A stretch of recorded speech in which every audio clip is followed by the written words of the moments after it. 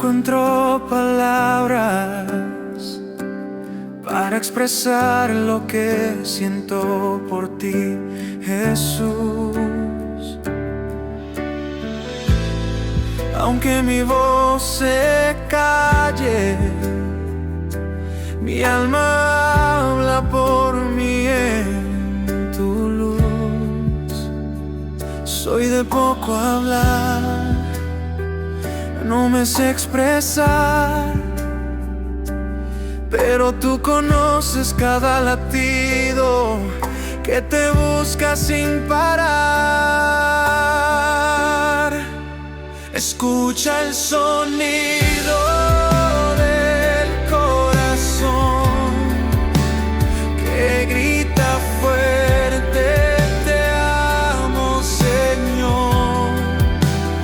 Aunque mis labios no sepan hablar, mi amor por ti no se puede ocultar. Escucha el sonido del corazón que grita fuerte: te amo, Señor. Aunque mis labios no sepan hablar, mi amor por ti no se puede ocultar. Cuando siento que no alcanzo, tu gracia viene sobre mí, me levanta en mis caídas y me acerca más a ti.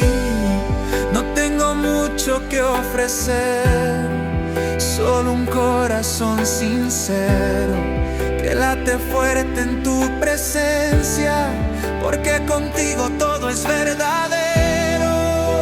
Escucha el sonido